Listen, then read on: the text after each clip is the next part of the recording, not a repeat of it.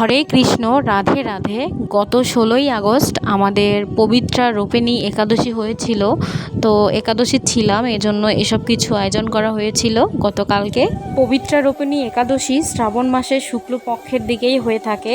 শ্রাবণ মাসে শুক্লপক্ষের একাদশী থেকেই ভগবান শ্রী শ্রী রাধা কৃষ্ণের ঝুলনযাত্রা মহা উৎসব শুরু হয়। এই ঝুলনযাত্রা শ্রাবণের একাদশী থেকে শ্রাবণের পূর্ণিমা পর্যন্ত চলে।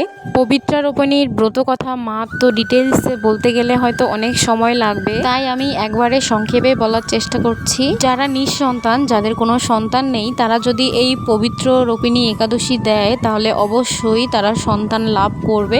তাই আপনাদের উচিত, যাদের সন্তান নেই তারা অবশ্যই এই একাদশীটা দিবেন। যাদের সন্তান আছে, সব কিছুই আছে, তাদেরকেও দিতে হবে। এমনটা না যে যাদের সন্তান নেই শুধু তাদেরকেই দিতে হবে আর যাদের আছে তাদেরকে না।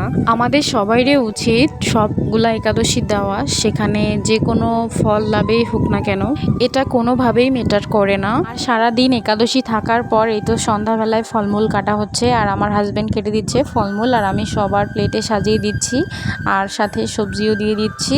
আর আনারসটা অনেক বেশি মিষ্টি ছিল। আর এই যে এখন একটা একটা করে কলা দেব, আর এই যে এখন সবজি, এগুলা সবজি সবাইকে বেড়ে দেব। এই যে এখন সবার প্লেটে বেড়ে দেওয়া শেষ, এখন আমার প্লেটে আমি নিচ্ছি। আর নিরামিষের সবজিটা ভীষণ রকমের মজা হয়েছিল। আসলে মানুষ বলে না যে নিরামিষ তরি তরকারি অনেক মজা হয়, তো সেটাই হয়েছে। আর পারণের দিন আবারও সবজি রান্না করেছি, আলু ভাজি করেছি, সয়াবিন ভাজি, পাট শাক ভাজি।